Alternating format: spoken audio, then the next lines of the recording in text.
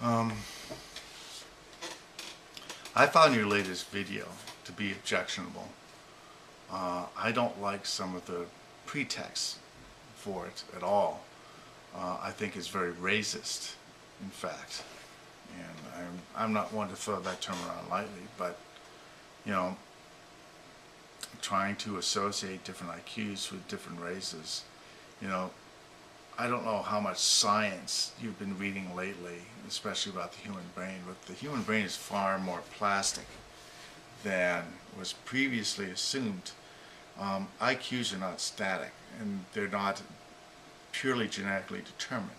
There's certainly inclinations, and there is some variation, of course, but the variations that occur just through nurturing are very significant as well. And certainly it would account for any sort of differences there are between classes of people.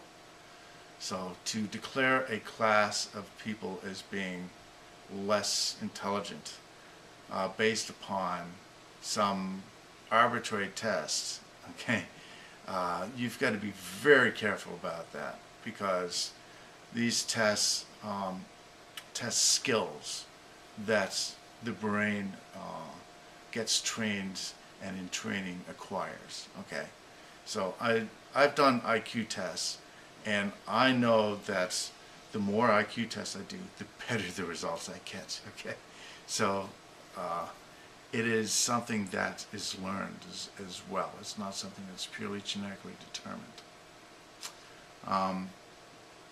So I'd be very careful about where you tread as far as that's concerned, because you come out sounding like a racist, and it's frankly, it sounds racist because it is racist. You know, just bear in mind that there's a lot, there's more variation between individuals, and there's very little variation between races, practically none. Okay, that most of the differences are where there was selection pressure for melanin in the skin, okay, and some other factors, some other cosmetic factors, but for the most parts, the brain is still pretty plastic, and there's not that much difference between people of different races, okay, far more between individuals within the same race. And measuring IQ is very problematic, because the only way you have of measuring it is with skills that are acquired in childhood. Okay, so just so we're clear on that. The second thing I find objectionable is this idea that people who are less intelligent would be more quote-unquote status, who would be more likely to be a libertarian. Now, that's objectionable, because that throws me into this same category of people you consider to be less intelligent, you know, and I beg to differ. You know, I don't have the belief that the free market is going to solve all problems, okay, and I believe, and I know through experience, that the externalities of letting the free market play itself out and fail the way libertarians seem to want it to fail, that we should all learn a lesson. The problem is I get dragged into the whole thing too. I end up paying for other people's mistakes when the economy crashes, and that's what I don't like, right? I don't like the fact that we're in an environment where anything goes, where these banksters can cheat us out of all our money, and it's seemingly fine with you, because after all, we were suckers for it and we let them get away with it. Okay, that's just the free market punishing people who didn't have enough virtue. Right? I'm sorry, I think that's just bullshit, because we all get caught in it. All right, I consider myself a virtuous person, and I get caught in the market. I'm a part of it, and when the market goes down, my stocks go down. All right, when my retirement fund dries up and blows away. Okay. So let's just get something clear.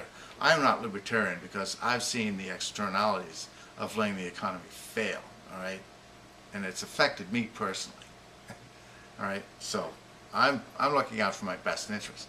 I also fail to see this virtuous mechanism where these corporations are going to stop externalizing their costs onto society for pollution, for unemployment, for all these things they engage in that push their that push anything that doesn't contribute to their bottom line out of the corporation and letting society at large deal with it. Okay? So they do not want to address any of the problems, the social problems that they cause. They externalize all the problems they cause onto society, right? And I am not a libertarian, period. I've seen far too much. I've seen far too much to believe in the bullshit of the free market. It just doesn't work. Sorry. And maybe one day you will progress to that point. I don't know if you ever will. But, you know, it's all part of identity politics, you know? I find that the libertarians I know identify very strongly with it. You know, it's very rare when I can talk to a libertarian who goes into a discussion with the opinion that their mind could be changed by anything that gets discussed. Now, I try to go into every argument. I argue for a living. I'm an architect. I argue for a living, and I go into every discussion with the full knowledge that talking to someone could change my mind, all right? Period. It's as simple as that. I'm willing to have my mind changed through arguments. And I don't attach myself personally to any particular political position, right? There's no identity there. I don't identify with it at all. I'm willing to change my mind. Someone comes up with the right evidence, my mind changes. It's as simple as that. I don't find that with a lot of people who've got a lot of dogma. And libertarians are just swamped with dogma and identity politics. They identify so much with it. But it was interesting to hear you articulate the real fear of libertarians and Republicans about illegal immigration. It has nothing to do with the welfare state, because we know that's all bullshit. Right? They collect very little here. They contribute to Social Security, but are not entitled to collect any of it. Okay, they are not a drag on society at large. They work for below minimum wage, and they accept whatever jobs we give them. Okay, so you know, once they're gone, expect a rise in prices. Okay, no. What scares you is not that they're going to bring about a welfare state, because that's not what they're about at all. They come here to work.